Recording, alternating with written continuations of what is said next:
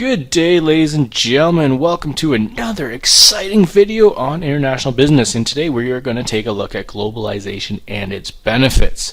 So make sure you get out your notes, you follow the STORM philosophy for note-taking, sit back and enjoy. Alright, so what are we going to take a look at today? What are our objectives of today? Well, we're going to recap what exactly globalization is, and then we're going to identify the many benefits that globalization has brought to today's society, today's world, to people all around this world. Alright, so I thought I'd start out with a little quote just to kind of get you thinking about globalization again. Think about this for a second. Globalization has changed us into a company that searches the world not just to sell or to source, but to find intellectual capital, the world's best talents, and greatest ideas. Now that comes from Jack Welch, the CEO of General Electric. Think about what globalization has done for his company and to the many people in the world's talents that he's gone out and searched for. That's just one of the ideas and one of the things that we'll talk about today with globalization and its benefits. So think of what Jack Welch said about the ability to go around the world and acquire and access the world's best talents. Well, this has increased the interconnectedness of culture, of business, of technology, and many positive actions that many companies are undertaking today due to globalization. The fact that we are so interconnected means that we can access and acquire things from other culture, that we can integrate business units across various disciplines and other cultures. Technology can spread, and that leads to all sorts of benefits. So let's take a look. So there are many benefits to globalization. We're going to take a look at the following: outsourcing, prices, human rights, and I know that seems strange to some of you, but we'll identify that, productivity, innovation, employment, and capital flow. So first up is outsourcing. Now many of you have been impacted by this globalization benefit. Right? When you've picked up the phone to phone a company and its help desk to, fix a problem, I'm sure many of you have spoken to someone in India or somewhere else around the world.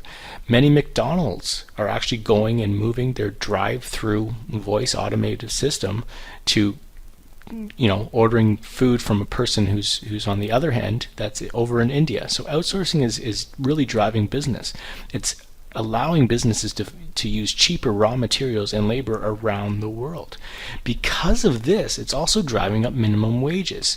The fact is that we only have a fixed amount of people around the world. Yes, 7 billion is a lot, but that's still limited. And because of that, if we keep employing more and more people around the world, wages will increase as a result. That's just supply and demand.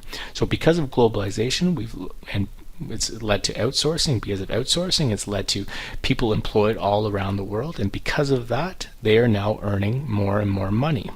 Now, I do understand that there is some drawbacks to this, and that many people feel that this is actually exploiting those workers around the world, and it is true for many cases. However, the jobs that these people would be provided if they did not have these call centers would be far worse and earn far less money than what they have now. Now, this is definitely one that you appreciate every time you walk through Square One or Walmart, for instance, right? Because of globalization, we have a huge increase in competition, right? Stores are no longer competing with just another store, maybe in its direct vicinity, but stores all around the world. You can buy things online from stores all around the world, and therefore it's a globally competitive market. Because of this competition, businesses need to keep their prices low, and because of these low prices, guess who benefits? That's right, consumers. Right? Look at the map there. Walmart's operations around the world are huge, and Walmart is a major player in the retail market and drives prices down for consumers. And if they continue to expand around the world, then we'll continue to see lower and lower prices. Now this one is a bit contentious because although globalization has led to increased awareness and media coverage and promotion of improved human rights, it has also led to decreased human rights. So it's kind of one of those things that has led to and also caused many human rights issues. However, the one thing that we can look at is the women's vote, female suffrage, right? Through increased globalization, we have seen an increase in the amount of women who are allowed to vote, more democracies. And that's a human right, the ability to vote. Because of this, we're seeing greater human rights awareness for various other atrocities happening around the world. Genocides that used to happen in secrecy are now being covered by the media because of increased globalization.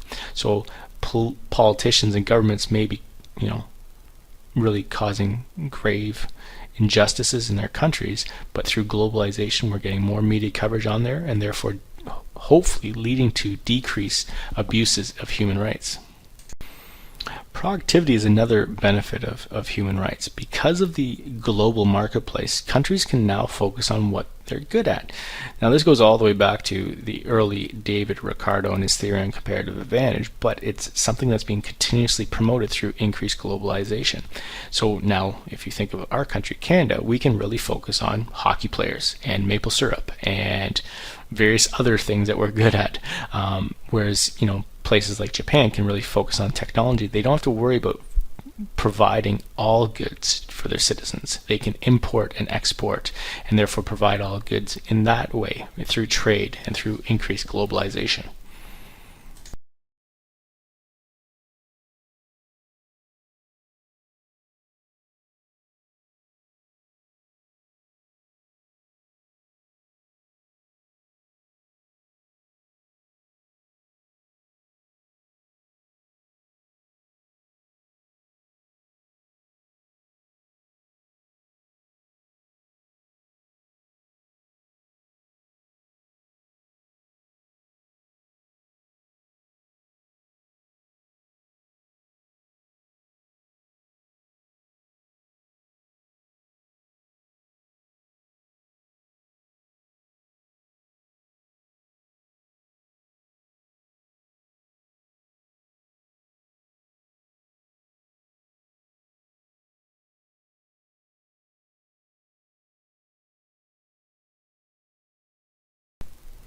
So employment is also something that has increased considerably due to globalization. We talked about outsourcing previously, and therefore many companies are setting up operations around the world and therefore providing jobs.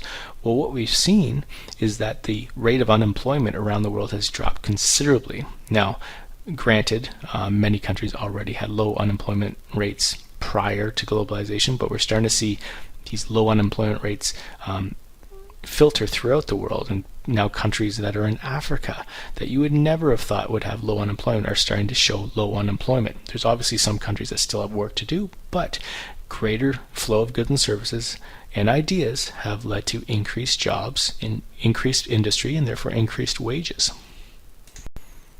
So the last one is capital flow. When we talk about capital, we're talking about money.